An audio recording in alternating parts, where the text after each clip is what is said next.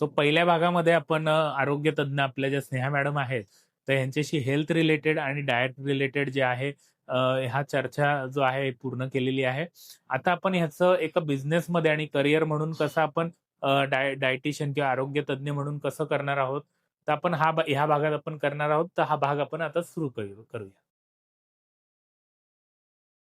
किंवा इतक्या वर्षाची तुमची जर्नी आहे, तर बिझनेसमध्ये तुमच्याकडनं काही झालेल्या चुका किंवा एखादा नवीन विद्यार्थी आपल्याला ह्या फील्डमध्ये येऊ इच्छितो, तर अशा कुठल्या तुमच्या हातनं न चुका झालेल्या किंवा काही अशा एक्सपिरियन्स आहेत का जे तुम्ही आम्हाला शेअर हो, तर पहिली गोष्ट जर कोणाला बिझनेस करायचा आहे तर मला असं वाटतंय की पहिले तुम्ही एक जॉब करा इन दिस फील्ड.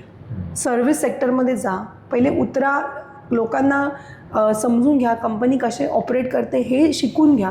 डायरेक्ट तुम्ही स्टार्टअपमध्ये उतरू नका, पहिले एक्सपिरियन्स घ्या, कारण ही सर्व्हिस इंडस्ट्री आहे. सर्व्हिस इंडस्ट्रीमध्ये तुमचं mouth, how you talk, how you communicate is the most important thing. Correct है ना. लोकांपर्यंत पोचायचं आहे म्हटल्यावर तुमची भाषाशैली, तुमचं जे बॉन्डिंग आहे, तर ते फार महत्त्वाचं आहे. तर ते पहिले, त्याच्यासाठी डायरेक्ट बिझनेसमध्ये न उतरता पहिले तुम्ही कुठे जॉब करा, शिकून घ्या, थोडासा एक्सपिरियन्स घ्या, आणि एक्सपिरियन्स घेता घेता मग साईड बाय साईड तुम्ही एक पार्ट टाईम तुमचं सर्व्हिसिंग स्टार्ट करा. तुमच्या ओळखीच्यांना तुम्ही गाईड करा, फ्री द्या. इनिशियली कोण जवळचे आहे, 1-2 जणांना फ्री रिझल्ट द्या. बरोबर. मग त्याच्यातनं जे तुम्हाला कॉन्फिडन्स येईल आणि त्याच्यातनं जो एक बिझनेस क्रिएट व्हायला सुरुवात होईल ना, मग तुम्ही उडी घेऊ शकता, झेप घेऊ शकता आणि तुम्ही तुमचं स्टार्टअप नक्कीच स्टार्ट करू शकता. मग तुमच्याकडनं म्हणजे सुरुवातीला काही समजा काही कस्टमर्स आले असतील, त्यांनी पेमेंट नाही दिलं किंवा असे काही एक्सपिरियन्स वगैरे? एक्सपिरियन्स बरेच असतात. म्हणजे वाईट एक्सपिरियन्स की बाबा तुम्ही जर ह्या फील्डमध्ये बिझनेस म्हणून भविष्यात येणार असाल तर ह्या 2-3 चुका समजा झाल्या असतील तर? पहिले म्हणजे की जनरली क्लायंटचं कसं असतं मी तुम्हाला सांगते. जर पार्ट पेमेंट्स जर जे तुम्ही बोलताय, तर माइंडसेट असतो ना की थोडे पेमेंट करतात, नंतर जर रिझल्ट नाही आला तर गिवअप करतात, मग उरलेलं पेमेंट करत नाही आणि सोडून देतात. सो जनरली ट्राय करा की जर तुम्ही मंथली घेताय तर मंथलीचा फर्स्ट हँडमध्ये पेमेंट घ्या, कारण की तुम्ही त्यांना सर्व्हिस देणार आहात. तेवढा वेळ तुम्ही त्यांना सर्व्हिस देणार आहात. तुमच्याकडे टीम असेल तर तुम्हाला त्यांना सॅलरीज पण द्यायच्या आहेत. सो इनिशियली पेमेंट घेणं फार गरजेचं आहे. आणि जर पार्ट पेमेंट घेताय तर तुम्ही ते प्रॉपर ठेवा तुमच्याकडे एक रिटर्न, किंवा तुम्ही त्यांच्याशी तसं कम्युनिकेट करा so that they will not miss that. तर ह्या 2-3 चुका माझ्याकडनं पण झालेल्या आहे. आपण देतो कधी कधी. दुसरी गोष्ट म्हणजे फ्री सर्व्हिस देतो काही लोकांना, आपले रिलेटिव्स आहे किंवा काय. फ्री डझन वर्क, किती काही करा, फ्री डझन वर्क. करेक्ट. ते म्हणतो ना की पचत नाही फ्रीमधलं. कारण काय आहे की त्यांना त्याची व्हॅल्यू नाही, येतच नाही मुळात. चलो दिलंय बघू, करायचं म्हणून करू, मग तिथे आपलं नाव खराब होऊ शकतं. सो ती एक काळजी घेणं गरजेचं आहे. आणि तिसरं म्हणजे ना, डायरेक्ट मार्केटिंगमध्ये उतरू नका. आता काय झालं ना, सोशल मीडिया एवढी एक्सपांड झालेली आहे की एव्हरीवन ट्राईज टू कम आणि सेज की तुम्ही डायटिशियन आहात, तुम्ही मार्केटिंग करा, मी तुम्हाला हेल्प करेल, तुम्ही एवढे इन्व्हेस्ट करा, मी तुम्हाला बिझनेस खूप देईल, तुला 1 लाख, 3 लाख, 4 लाख, 5 लाख डायरेक्ट. ह्या चुका मी केलेल्या आहेत माझ्या इनिशियल करिअरच्या स्टेजेसमध्ये, की इन्फ्लुएन्स होणं. बिझनेस, अरे डायरेक्ट मला एवढा इन्कम येणार, कधीच एवढा इन्कम येत नाही. कारण काय ना, हे जे लीड्स येतात सोशल मीडियामधनं, जे लीड येतात ना, त्यातले 80% हे फेक असतात. इंटरेस्टेड नसतात. 20% असतात ते कन्व्हर्टेबल असतात. सो बट ते काय होतं ना, इनिशियली जेव्हा तुम्ही नवीन आहात आणि इन्व्हेस्ट करताय आणि लॉस झाला तर मग कुठेतरी तुम्ही गिवअप करू शकता. नाही, नको यार, हे नाही सूट होतं, त्याच्यापेक्षा मी जॉबच करेन मग. करेक्ट. पण म्हणून आहे ना, स्टेप बाय स्टेप डिसिजन घ्या. पहिले प्लॅनिंग करा, एक्झिक्युशन करा, कोणातरी घ्या जो तुम्हाला ह्याच्यामध्ये मेंटॉरिंग करेल, राईट. आणि मग हळूहळू स्टेप बाय स्टेप पुढे जा. जो डाएट फील्डमध्ये एखाद्याला बिझनेस वगैरे करायचा असेल तर मग याची सुरुवातीची इन्व्हेस्टमेंट वगैरे किती मिनिमम तुम्ही सांगू शकता? इन्व्हेस्टमेंट तुमचं एज्युकेशन आहे. तुमचं एज्युकेशनच तुमची इन्व्हेस्टमेंट आहे. आणि मग नंतर तुमचे जे क्लायंट बेस आहे ते सर्व्हिस इंडस्ट्री आहे ना. इथे तुम्हाला हे बघा, हा जो फील्ड आहे आता हेल्दीफाय मी होतं, हे ऑनलाईन होतं, कम्प्लीट सेटअप ऑनलाईन होतं, वर्क फ्रॉम होम होतं. तुम्हाला तुमचा लॅपटॉप आहे, इलेक्ट्रिक पॉईंट आणि बसायची एक जागा आहे, तेवढं घेऊन तुम्ही काम करा. तर पहिले ऑनलाईन सेक्टरच आता जास्तीत जास्त ऑनलाईन आहे. कारण तुम्हाला जर पॅन इंडिया आणि ग्लोबल रीच करायचं असेल तर तुम्हाला ऑनलाईनच उतरावं लागेल. तर त्याच्यासाठी खूप काही इन्व्हेस्टमेंट करायची गरज नाही आहे. मग हळूहळू जसं तुमचा अप्रोच वाढेल, मग तुम्ही मार्केटिंगमध्ये जे काही इन्व्हेस्टमेंट कराल ते नंतरचा भाग आला. किंवा तुम्हाला ऑफलाईन आता एक क्लिनिक स्टार्ट करायचं आहे, तर let it come later. Correct. पण initially at minimum investment you can start your start करू शकतो. सो आत्ता जे काय ऑनलाईन आपलं बिझनेसेस सगळे जे एक्सपॅन्ड वगैरे होत आहेत, तर ऑनलाईन आणि जे ऑफलाईन जे डाएटचे बिझनेस आहेत ह्यात जास्त प्रॉफिटेबल तुम्ही कशाला बघता किंवा ऑफलाईनपेक्षा ऑनलाईनमध्येच बघेल मी जास्त प्रॉफिटेबल. कारण तुम्हाला एकतर रीच मॅक्झिमम मिळतो. बरोबर आहे. लिमिटेड एरिया नाही आहे, तुम्ही पॅन इंडिया ग्लोबल कोणालाही कनेक्ट करू शकता. बरोबर आहे. तुम्हाला जागेची गरज लागत नाही. तर I think online is much better option. Correct. आणि इथे काय फॉलोअप हा सगळा कॉलवर असतो. करेक्ट. इधर तुम्ही वेबिनार घेऊ शकता किंवा तुम्ही झूम मीटिंग गुगल मीट करू शकता किंवा डायरेक्ट एक कॉल करू शकता. करेक्ट. तुम्ही जेव्हा बिझनेसची सुरुवात केली, मग याचे सुरुवातीचे जे 10 क्लायंट्स आहेत जे तुमच्या रेफरन्स थ्रू वगैरे आलेले, तर हे कसे तुम्हाला भेटले किंवा हे गेन करण्यासाठी तुमचं कसं अप्रोच होता त्यांना? पहिले इनिशियली छोटे मोठे ॲडव्हर्टाईज करावे लागतात आपल्याला. आपण व्हॉट्सअप स्टेटस टाकतो, फेसबुकवर टाकतो, है ना. छोटे मोठे स्वतः व्हिडिओज बनवून टाका की मी माझं स्वतःचं एक कंपनी स्टार्ट केलेली आहे. करेक्ट. आणि मी लोकांना हेल्प करते. जसं मी म्हटलं इनिशियली 2-3 सक्सेस स्टोरीज तुम्ही फ्रीमध्ये बनवा, मग ते बिफोर आफ्टर टाका. लेट पीपल सी यू की अरे हां हे रिझल्ट दिले त्यांनी. करेक्ट आहे. मग हे जेव्हा ते बघतील तेव्हा त्यांना कॉन्फिडन्स येईल की चलो हे करतायत काहीतरी, आपण एक ट्राय करायला हरकत नाही आहे. तसे तर तुम्हाला क्लायंट बेस यायला सुरुवात होते, चालू होते. आणि आजकाल जे सोशल मीडियाचं आपण बघतो डाएट बिझनेस वगैरे, तर ह्यासाठी किती इम्पॉर्टंट आहे? म्हणजे सोशल मीडियावर आपण ऑनलाईन वगैरे सगळं करणं हे इम्पॉर्टंट आहे का? तुम्हाला काय वाटतं? हो, मग तेच म्हटलं ना, मार्केटिंग पूर्वी गरजेची नव्हती, पण आता काय जसं ऑनलाईन अप्रोच वाढत चालले आणि तुम्हाला जर रीच मोठा करायचा असेल, पॅन इंडिया ग्लोबल हवा असेल, तर तुम्हाला ऑनलाईन उतरणं गरजेचंच आहे. करेक्ट. मार्केटिंग करणं गरजेचंच आहे. आता तुम्ही जो काही डाएट प्लॅन वगैरे देता, बरोबर आहे, तर मार्केटमध्ये असे बरेचसे अजून पण आहेत तुमचे कॉम्पिटिटर समजू, किंवा ऑनलाईन बऱ्याचशा गोष्टी भेटतात. तर मग ह्यातनं तुम्ही स्वतःला असं वेगळं कसं करता तुमच्या क्लायंटसाठी?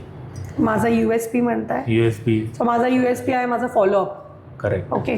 जर कोणी एनरोल झालं माझ्या टीममध्ये, माझ्या पॅनलवर ॲज अ क्लायंट म्हणून, वी सी टू इट की वीकली फॉलोअप कॉल झालाच पाहिजे. जर क्लायंट आन्सर करत नाही तर त्याच्याकडनं काही इश्यूज असू शकतात, पण आम्ही जास्तीत जास्त प्रयत्न करतो त्यांच्यापर्यंत पोचण्याचा. नाही कॉल उचलला तर मेसेज करण्याचा, पण we try to connect to them. आणि दुसरी गोष्ट आहे ना, आम्ही सायकोलॉजिकली वर्क करतो. We don't work only on giving the diet plan and work is done, because we focus की तुमचं गट, तुमची एनर्जी, तुमचं ब्रेन हेल्थ, हे तिन्ही गोष्टी इंटरकनेक्टेड आहे. बरोबर आहे. तर तुम्हाला जसं मगाशी म्हटलं, रूट कॉजवर काम करतो आम्ही. ह्या सगळ्या गोष्टी हील झाल्या, या सवयी बदलल्या, तर नक्कीच तुम्हाला रिझल्ट आत्ता नाही, हे लॉंग टर्म राहतील आणि तुमचं तुम्ही सुद्धा स्वतः नंतर फॉलो करून मेंटेन करू शकता. करेक्ट. आणि मग जे क्लायंटचं प्राइसिंग्स असतात, मग हे तुमचं कसं डिसाईड करता तुम्ही? एखादा 500 रुपयाचा क्लायंट किंवा 5000चा, तर तुमच्या फील्डमध्ये जे काही डाएट प्लॅन्स वगैरे असतात त्याच्यावर ब्रेक घेऊया. हा, नो प्रॉब्लेम. प्राइसिंगचं सांगायचं आहे का? नाही, म्हणजे तुम्ही जर कम्फर्टेबल असाल. नको, प्राइसिंग नको. कारण काय आहे, प्रत्येक डायटिशियन वेगळे चार्ज करतो. काही हरकत. हां, सोशल मीडियावर फेक डायटिशियन्स आहेत, ते तुम्ही विचारू शकता. फेक आले ऑनलाईन, बरोबर, ते विचारा. प्राइसिंगचं नका घेऊ, कारण काय आहे, एरिया वाईज प्राइसिंग बदलतं, चेंज होतं. हां, ठीक आहे. जे जुने क्लायंट्स वगैरे आहेत ह्यांना रिटेन करण्यासाठी मग तुम्ही काय, म्हणजे तुमची काय स्ट्रॅटेजी असते किंवा कसं करता ह्यांना? ओके. सो रिटेन करणं काय आहे, बेसिकली जर तुम्ही त्यांना चांगला रिझल्ट दिला आहे आणि त्यांना समजा 20 किलोचं टार्गेट आहे, पण त्यांचे 3 महिन्यामध्ये 10 किलो अचीव झाले, मग त्यांना पुढे कंटिन्यू करणं गरजेचं आहे. कारण की मध्ये जर ब्रेक घेतला तर चान्सेस आहे की परत वाढू शकतं वेट, है ना. किंवा जर जे काही डायबिटीज रिव्हर्सल आहे, मध्ये नाही टांगती तलवार ठेवायचं नाही, कारण की त्याच्याने काय होईल ना, न धड इकडे न धड तिकडे. करेक्ट. म्हणून ही जर्नी आहे, ही कन्सिस्टंटली फॉलो करून त्यांना 100% रिझल्ट येईपर्यंत त्यांनी माझी सोबत सोडू नये असा मी पूर्णपणे प्रयत्न करते. पण शेवटी डिसिजन क्लायंटचा असतो. कधी कधी त्यांना काही इश्यूज असतात किंवा काय, they can take that decision, but if they are smart enough they continue. बरोबर. पण त्यांचं जर 50% जरी तुम्ही त्यांना तेवढा अचीव करून दिलेलं आहे, सो आय थिंक ते रिटेन होत असावे. आणि तुमचं जो बिझनेसमध्ये टीम बिल्डिंग वगैरेचं काय प्लॅन असतो किंवा मग कधी करावा? एखादा जर नवीन मुलगा मुलगी ह्या बिझनेसमध्ये येत असेल, मग त्यांनी आपल्यासोबत एखादी टीम बिल्ड करावी, तर ह्याबद्दल काय तुमचं सजेशन? बघा, इनिशियली 1-2 वर्ष तुम्ही एकटे हँडल करू शकता, पण नंतर तुम्हाला एक्सपांड करायचं आहे. आता तुम्हाला अजून नवीन लोकांना भेटायचं आहे, बिझनेस ग्रो कसा करायचा आहे, सेमिनार्स करायचे, वेबिनार करायचे, तर तुम्हाला जास्त वेळ लागणार आहे या सगळ्या गोष्टींसाठी. मग तुम्ही क्लायंटला नाही बोलू शकत, क्लायंटशी बोलणं अवघड होऊन जातं. मग फॉलोअप नाही केला तर कुठेतरी आपली पॉलिसी गडबडते. मग अशा वेळेस तुम्ही एक डायटिशियन, सुरुवातीला एक डायटिशियन हायर करू शकता. त्यांना तुम्ही फॉलोअपसाठी ठेवू शकता की ते सगळं follow up, client handling, diet plans देणं, हे सगळं ते बघतील. करेक्ट. त्यांना गाईड करायचं काम माझं आहे, त्यांच्यावर लक्ष माझं राहील. करेक्ट. पण अगदी सिव्हिअर इश्यू असेल तर client will of course comment and get in touch with me. आणि असं नाही आहे की तुमच्या टीममध्ये डायटिशियन आली आहे म्हणून मग तुम्ही तुमच्या क्लायंटशी कनेक्टमध्ये राहायचं नाही, असं नाही आहे. You stay in touch 24/7. त्यांचा तुम्हाला जर मेसेज आला, यू विल आन्सर. करेक्ट. पण सोबत एक कोणीतरी पाहिजे की तुम्ही बाकीच्या ॲक्टिव्हिटीज पण एक्सपान्शनकडे लक्ष देण्यासाठी एक टीम पाहिजे की जे फॉलोअप कॉल्स वगैरे ते सगळं बघतील. करेक्ट. मग हे कधीपासून आपण ही जी टीम बिल्डिंग आहे, तर ही 1 वर्षभराचा तुमचा क्लायंट बेस झाल्यानंतर आपण करावी का? कम्प्लिटली तुमच्यावर आहे. Correct. It is individually based. कारण जर तुम्हाला 6 महिन्यातच चांगला बिझनेस येतोय करेक्ट आणि तुम्हाला लोक आता अप्रोच करतायत, त्यांना वाटतंय की बिझनेससाठी मॅडमकडे जायला पाहिजे किंवा काय, तर तुम्ही जर एंगेज होणार असाल या सगळ्या गोष्टींमध्ये तर 6 महिन्यात पण तुम्ही ठेवू शकता. करू शकतो. तुमचा रेव्हेन्यू पण तेवढा पाहिजे की तुम्ही सॅलरीज देऊ शकू. करेक्ट. हे महत्त्वाचं आहे. आणि हे जे चांगला आहार तज्ज्ञ होण्यासाठी आपल्याला कुठला कोर्स किंवा कुठली डिग्री बेस्ट आहे? मास्टर्स करणं सगळ्यात महत्त्वाचं आहे. तुम्ही BSc MSc दोन्ही करा. I would suggest. Correct. Proper education घ्या. वेगवेगळे कॉलेजेस आहे, मुंबई युनिव्हर्सिटीमध्ये, पुणे युनिव्हर्सिटीमध्ये, ऑल ओव्हर द इंडिया आहेत, कुठेही करू शकता. पण एज्युकेशन प्रॉपर घ्या. साईड बाय साईड अपग्रेड होत राहा. कारण की आजकाल बऱ्याच नवीन गोष्टी, नवीन टेक्निक्स, कारण की जसं म्हणतो ना की इव्होल्युशन जसं होत असतं तसं फूडमध्ये पण इव्होल्युशन होतं आहे. तर प्रत्येक फूड प्रत्येकाला सूट नाही करत. पूर्वी सगळे चपाती खायचे तरी कोणाला काही होत नव्हतं. आता ग्लुटेन सेन्सिटिव्हिटी झाली आहे ना, किंवा केझिन मिल्कची पण सेन्सिटिव्हिटी वाढली. तर हे सगळं प्रॉब्लेम्स होत असल्यामुळे ना तुम्ही अपग्रेड होत राहणं गरजेचं. तर असं सेमिनार, वेबिनार अटेंड करत राहा, सेशन्स अटेंड करत राहा मोठे मोठे डॉक्टर्सचे, डायटिशियन्सचे, so that you will keep learning new things in this. Correct. ह्याच्यात सर्टिफिकेट आणि जे डिग्री आहे त्या ह्या दोघांमधलं सगळ्यात जास्त महत्त्वाचं काय बघता तुम्ही? Masters degree. Okay. Masters is most important. Correct. आणि फ्रेशर्स असेल तर सुरुवातीला जॉब करायचं का डायरेक्ट प्रॅक्टिस सुरू? नाही, मी म्हणतो ना मगाशी, जॉब करा आधी. करेक्ट. तुम्ही एक्सपिरियन्स घ्या. तू किती वर्षाचा वगैरे ते तुमच्यावर आहे. मग 1-2 वर्षात तुम्ही रेडी झाले तर यू कॅन स्टार्ट युअर. करू शकता. तुमच्या कॉन्फिडन्सवर डिपेंड आहे कम्प्लिटली. पण डायरेक्ट तुम्ही उतरू नका असं मला वाटतं. कारण की क्लायंट तुम्हाला वेगवेगळ्या कॅटेगरीचे भेटतील. करेक्ट. है ना, सगळेच चांगले भेटतील किंवा असं काही सांगू शकत नाही. सो तुम्हाला ते हँडलिंग कॅपॅसिटी आली पाहिजे. नुसतं पैसे घेऊन ठेवण्यात काय अर्थ नाही आहे. तुम्हाला त्यांना रिझल्ट द्यायचा आहे. सो थोडंसं एक्सपिरियन्स घेऊन मग तुम्ही स्टार्ट करायला हरकत नाही. करेक्ट. जर डाएट फील्ड जे आहे आपलं, तर ह्याच्यात आपण एक मंथली पोटेन्शियल इन्कम वगैरे किती बघू शकतो? किंवा एखादा समजा बिझनेसमध्ये येणार असेल किंवा स्विच करून ह्या बिझनेसमध्ये येणार असेल तर एक पोटेन्शियल इन्कम वगैरे आपण किती ह्याच्यातनं जनरेशन करू? 20,000 ते 1 लाख, 2 लाख, 3 लाख. मग ते तुमच्या जसं जसं तुम्ही ग्रो करताय, बिझनेस चांगला तुमचा सेट झाला, तुम्ही तुमची रेव्हेन्यू चांगली वाढवू शकता. टीम बिल्डिंग करून करू शकता. राईट. इंडियामध्ये आपण हा जो डाएटचा जो करिअर आहे तर हे कसं बघता तुम्ही फ्युचरमध्ये? किंवा खूप एक्सपांडिंग आहे, खूप ग्रोईंग आहे. कारण प्रत्येकाला गरज आहे. बरोबर. आणि प्रत्येकजण आता कॉन्शियस होत चाललाय, फिटनेसकडे लक्ष द्यायला लागलाय. सो आय थिंक करायला पाहिजे. आणि मुलींनीच करायला पाहिजे असंही नाहीये. पूर्वी असं होतं डायटिशियन म्हणजे मुलीच. बरोबर. आता असं काही नाहीये, मुलं सुद्धा डायटिशियन्स आहेत.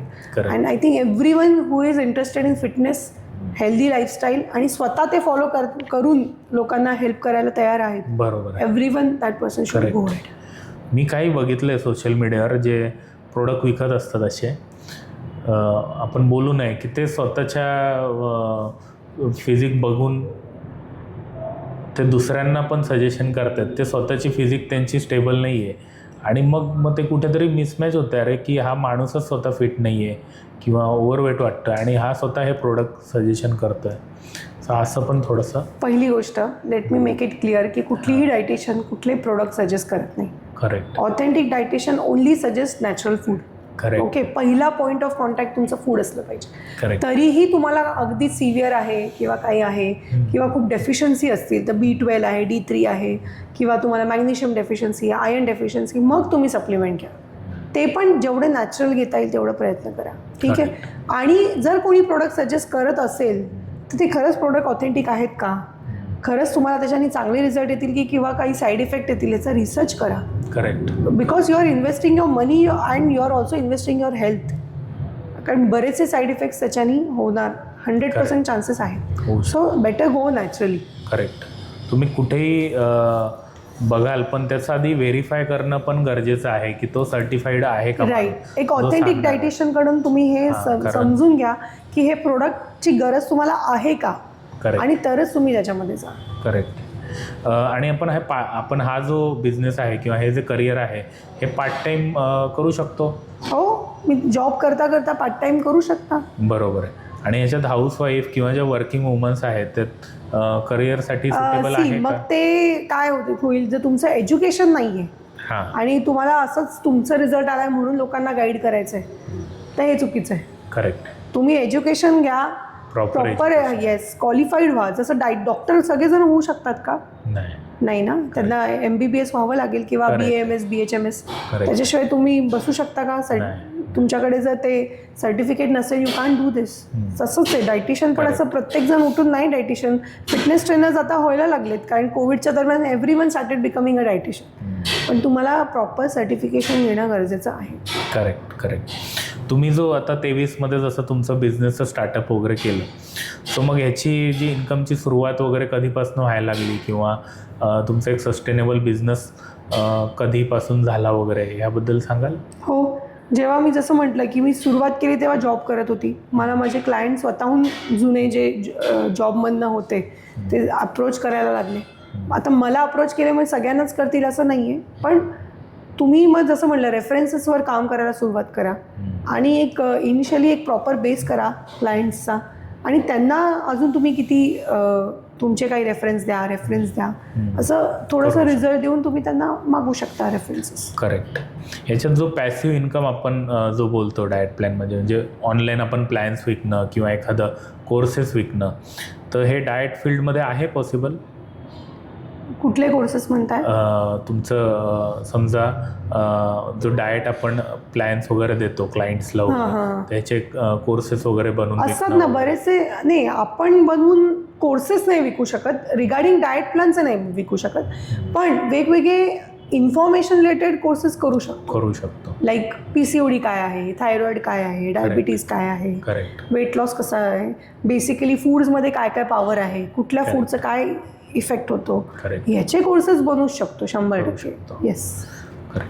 एखादा सक्सेसफुल डाएट कोच होण्यासाठी सगळ्यात महत्त्वाचे 3 टॉप स्किल्स तुम्ही काय बघता किंवा काय आहेत? सक्सेसफुल डाएट कोच होण्यासाठी सगळ्यात पहिले तुम्हाला कमिटमेंट देणं गरजेचं आहे. कारण की तुम्ही एक क्लायंट हँडल करताय म्हणजे एक लाईफ हँडल करताय. करेक्ट. बरोबर आहे. वरच्यावर त्याला बघणं नाही, त्याच्या रूट कॉजवर काम करून फूड्स त्या पद्धतीने रेकमेंड करणं गरजेचं आहे. तर हे सगळ्यात महत्त्वाचं आहे. दुसरी गोष्ट, प्रॉपर स्टडी करून कस्टमाइज डाएट प्लॅन करणं फार गरजेचं आहे. सो कस्टमायझेशन म्हणजे काय की ह्याला नाही ब्रेकफास्ट जमत आहे तर तू नाही देऊ शकत त्याला, किंवा मग ह्याला जर काही मेजर मेडिकल कंडिशन आहे, like he has kidney issue, okay, त्याच्यामध्ये त्याचं क्रिएटिनिन खूप हाय येतं आहे, you can give him high protein foods. तर हे कस्टमायझेशन करणं फार गरजेचं आहे in any metabolic disorder, weight management और एनी मेडिकल डिसऑर्डर. ओके, सगळ्यांमध्ये. आणि तिसरं महत्त्वाची गोष्ट म्हणजे की तुमचं जे काही रेव्हेन्यू येतो आहे त्याला प्रॉपर चॅनलाइज करून बिझनेस एक्सपान्शन कसं करता येईल ह्याच्याकडे लक्ष देणं गरजेचं आहे. आलेला पैसा सगळा जर तुम्ही खर्च केला तर तुम्ही सॅलरी सारखंच झालं ते मग जॉब. बरोबर. You have to keep investing again in your business. Correct. Social मीडियावर बरेचसे ना आता डाएट प्लॅन दिसतात, डाएट बिझनेस करणारे किंवा डाएट बिझनेस सेल करणारे फ्रँचायसी वगैरे, तर ते खरंच तेवढं इझी आहे का? बेसिकली पहिली गोष्ट, कोविडमध्ये बरेचसे जण बोलायला लागले की मी डायटिशियन आहे, कारण त्यांनी रिझल्ट आणला. So they were called cock डायटिशियन्स. मध्ये एक खूप आलं होतं ड्युरिंग कोविड, पण त्याच्यावर खूप कारवाई केली आणि बरेचसे त्याच्यावर लिगल केसेस झाले.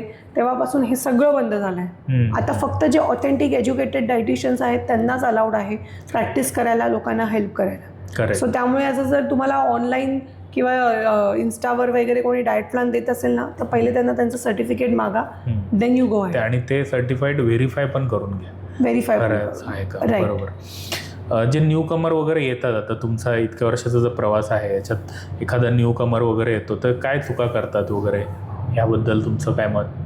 न्यू कमर हेच चूक करते की पहिली गोष्ट त्यांचं स्टडी करत नाही पेशंटचा, की त्याला काय गरजेचं आहे काय नाही.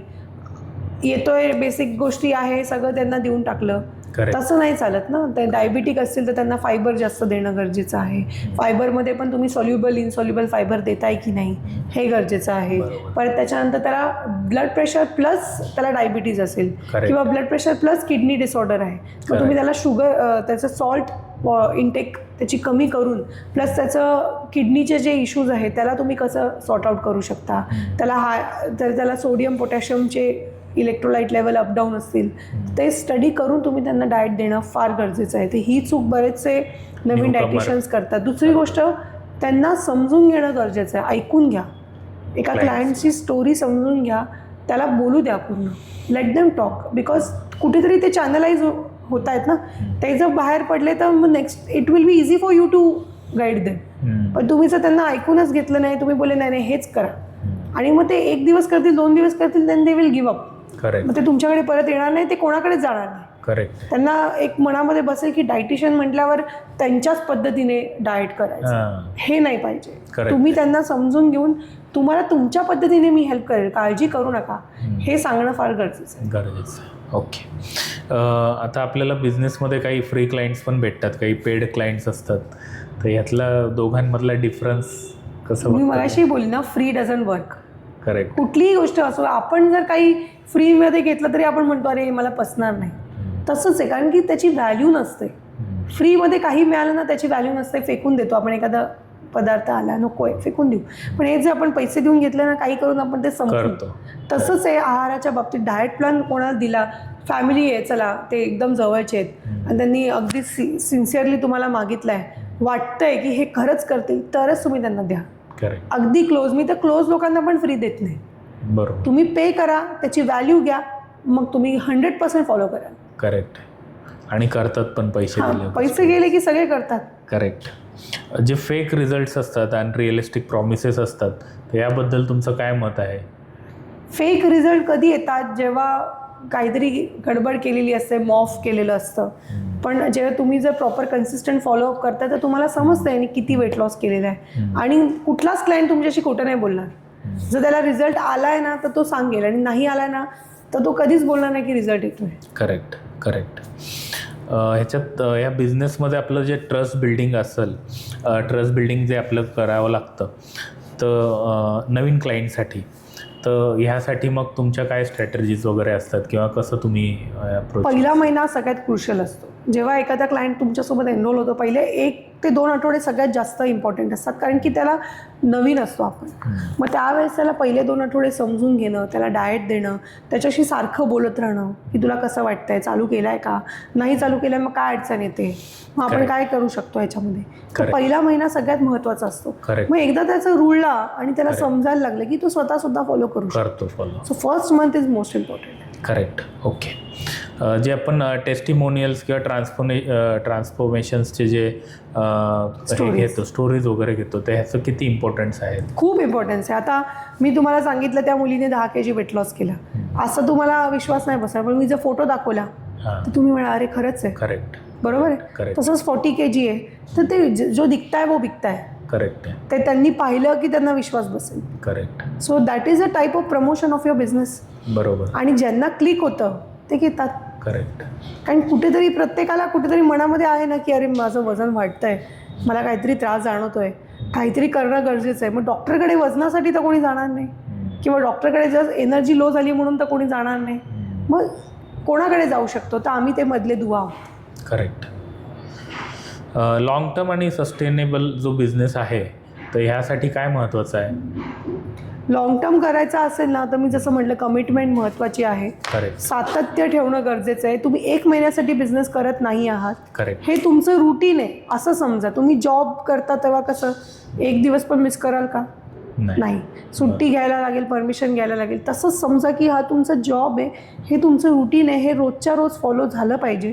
त्याच्यामध्ये ब्रेक घ्यायचा आहे तर तुम्ही तुमचा बिझनेस असल्यामुळे घेऊ शकता, पण सगळं प्रॉपर सेटअप करून तुम्ही ते ब्रेक घ्या. करेक्ट. सी टू इट की कुठेतरी बिझनेस एफेक्ट नाही झाला पाहिजे. करेक्ट. करेक्ट. पण जो डाएट प्लॅन विकतो आणि जे हेल्थ ट्रान्सफॉर्मेशन देणं यातला खरा फरक काय आहे? सो विकणं म्हणजे जस्ट त्याला सांगितलं, पिच केलं, सेल केलं, स्टोरी दाखवून, आणि तो इन्स्पायर झाला, त्यांनी घेतलं. पण ट्रान्सफॉर्मेशन देणं म्हणजे त्याच्यासोबत सतत उभं राहणं, त्याला फॉलोअप करणं, आणि तो का करतोय, नाही करत आहे तर का नाही करत आहे, त्याच्या मागे लागून लागून करून घेणं. ह्याला त्याच्यातनं जे रिझल्ट येईल ना ते ट्रान्सफॉर्मेशन. करेक्ट. सो आपण आता आपल्या पॉडकास्टचा जो शेवटचा भाग आहे रॅपिड फायर, सो याचं एक थोडक्यात आणि शॉर्टमध्ये आपल्याला उत्तर तुम्हाला द्यायचं आहे. तर वेट लॉस साठी जिम खूप गरजेची आहे का? अजिबात नाही. तुम्ही नॅचरली सुद्धा करू शकता. करू शकतो. राईस खाल्ल्यामुळे वजन वाढतं? बिलकुल नाही. जे इंटरमिडिएट फास्टिंग आपण जे बोलतो तर हे खरंच काम करतं का? हो, प्रत्येकाला वेगवेगळ्या बॉडीनुसार वेगवेगळे डाएट प्लॅन काम करू शकतात. जे 90% डाएट आहेत जे फेल होतात ते का? कारण तुमची कमिटमेंट नाही आहे. ओके. डाएट वर्सेस एक्सरसाइज ह्याच्यामध्ये सगळ्यात जास्त इम्पॉर्टंट काय आहे? डाएट आहे. 70% diet, 30% exercise. Okay. Cheat meal करणं हो की नाही? हो, करा ना. थोडंसं चेंज पण पाहिजे, पण किती आणि कसं हे महत्त्वाचं आहे. करेक्ट. हा एक ॲडिशनल प्रश्न. जर आपण 15 दिवस डाएट फॉलो करतोय तर जो चीट मील आहे त्याचं थोडं प्रमाण समजा जास्त आहे, तर मग आता याचं थोडं मोठंसं उत्तर पण चालेल मला. ओके. सो जसं आता तुम्हाला एक कॅलरी प्लॅन दिलेला आहे, तेवढं तुम्ही एक फॉलो करताय आणि तुम्हाला रिझल्टही छान आलेले आहेत. करेक्ट. आणि त्याच्यामध्ये कसं आहे की कॅलरी तुमचे दिवसभरात डिवाईड झाले. करेक्ट. 500, 400, 500 वगैरे. आणि तुम्ही एक दिवस चीट मील केला आणि त्या चीट मीलमध्ये एकाच वेळेस तुम्ही 1000-1500 कॅलरी खाल्ले. मग तुम्हाला काय वाटतंय? पूर्ण दिवसभराचे कॅलरी खाल्ले गेले. पण मग तुम्ही ब्रेकफास्ट, म्हणजे समजा हे डिनर आहे चीट मील, ब्रेकफास्ट तर केला आहे, लंच पण केलं आहे, डिनरमध्ये अजून जास्त कॅलरी खाल्ले. मग काय होतं? मग ते तुमचं जे काय बॅलन्स आहे तो गडबडतो. आणि त्याच्याने परत जे लॉस झालेलं आहे कुठेतरी 1-1.5 किलो परत वाढू शकतो आणि तुम्हाला परत थकवा जाईल. कारण तुमच्या शरीराला चांगलं सात्विक आहाराची सवय लागली आहे आणि एक दिवस चीट मीलमध्ये तुम्ही खूप काहीतरी मैदा, खूप काहीतरी गडबड खाल्ली आहे, तेलकट खाल्लं आहे, तर 100% ते तुम्हाला इफेक्ट करणार आहे. सो त्याच्यासाठी चीट मील करण्यावेळेस सुद्धा तुम्ही विचारा काय खाल्लं पाहिजे, कसं खाल्लं पाहिजे, आणि त्या दिवशी मी दुपारी किंवा थोडा आधी काय खाल्लं पाहिजे, so that it is not going to affect my excess calorie consumption. Correct. Correct. Super food की तुम्ही जे रिकमेंड केलेलं आहे त्या गोष्टी? सगळे फूड सुपर फूड असतात जर तुम्ही व्यवस्थित प्रमाणात आणि चांगलं खाल्लं तर. एक हॅबिट जी दर दिवशी आपण फॉलो करायची खूप महत्त्वाची, एखादी छोटीशी आहे? एक नाही सांगू शकत, अशा 2-3 आहेत. पण 2 म्हटलं तर पहिले तर सकाळी उठल्याबरोबर थोडं कोमट पाणी घ्या. त्याच्यात तुम्हाला पाहिजे ते स्पाइस टाका. तुम्ही दालचिनी टाका, लवंग टाका, जिरे टाका, लिंबू पिळा. It will help in flushing out the toxins. तर हे एक सवय तुमच्या रुटीनमध्ये कायम ठेवायला पाहिजे. करेक्ट. आणि दुसरी गोष्ट म्हणजे आहारामध्ये खूप मोठे गॅप देऊ नका. म्हणजे ब्रेकफास्ट नंतर डायरेक्ट दुपारी लंच आणि डायरेक्ट डिनर. मध्ये छोटे छोटे का होईना हलके आहार घ्या. त्याच्याने तुमचं जे मशीन आहे मेटाबॉलिझमचं, बॉडीचं, ते चालू राहतं आणि तुमचं वेट मेंटेन ठेवायला मदत होते. करेक्ट. आपला हा पॉडकास्टचा शेवटचा आणि खूप महत्त्वाचा आहे. एखाद्या व्यक्तीला जर हेल्थ आणि लाईफ बदलायची असेल तर तुमच्या मते त्यांनी आजपासून काय पाऊल घेणं खूप गरजेचं आहे?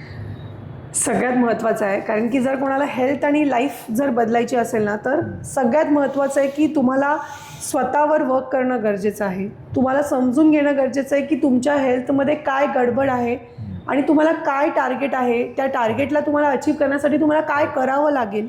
ओके, फॉर एक्झाम्पल तुम्हाला 20 किलो वेट लॉस करायचं आहे आणि त्याच्यासोबत तुम्हाला जर डायबिटीज रिव्हर्स करायचं आहे तर तुम्ही तुमचं टार्गेट पहिले सेट करा. त्याच्या हिशोबाने डिसिजन घ्या की मी हा कसं करू शकतो. त्या लाईनवर आल्यावर की त्या व्यक्तीला शोधा जो तुम्हाला गाईड करेल, मेंटॉर करेल. मग त्या व्यक्तीसोबत तुम्ही त्यांच्यासोबत हँड इन हँड काम करा. ओके, आणि गिव्हअप करू नका मध्ये, कारण की हे एक लॉंग टर्म, जसं मी म्हटलं, जर्नी आहे, डेस्टिनेशन नाही आहे. ओके, या जर्नीमध्ये अप्स अँड डाऊन्स येत राहणार आहे. फक्त न गिव्हअप करणं फार गरजेचं आहे. ठीक आहे मित्रांनो, तर आज आपण हेल्थशी रिलेटेड पण बरेचसे छान स्नेहा मॅडम कडून आपल्याला इनपुट्स भेटलेले आहेत. सो तुम्हाला आजचा एपिसोड कसा वाटला आम्हाला नक्की सांगा. जर तुम्हाला स्नेहा मॅडमशी पण असं कनेक्ट करायचं असेल तर डिस्क्रिप्शनमध्ये मी त्यांचे पण हँडल्स आहेत ते देईल. करिअर रिलेटेड पण जर तुम्हाला जर काही क्वेश्चन्स असतील तर तेही तुम्ही आम्हाला कमेंट सेक्शन्समध्ये लिहू शकता. अजून करिअर गायडन्ससाठी जर तुम्हाला कुठल्या एक्सपिरियन्स पर्सनला आणायचं असेल तर तेही तुम्ही कमेंटमध्ये आम्हाला सांगा. व्हिडिओ तुम्हाला आवडला असेल तर नक्की ह्याला लाईक कराल. तुमच्या एखाद्या हेल्थ कॉन्शियस मित्राला तुम्ही हा व्हिडिओ आहे तो शेअर करू शकता. तो आमच्या पूर्ण पॉडकास्ट बघितल्याबद्दल धन्यवाद. अजून स्नेहा मॅडमला पण मी थँक्यू बोलेल. वेळात वेळ काढून तुम्ही आलात आणि आम्हाला खूप छान इन्फॉर्मेशन आज दिली. नक्कीच नक्कीच, तुम्ही मला ही संधी दिल्याबद्दल तुमचे खूप खूप मनापासून आभार. थँक्यू.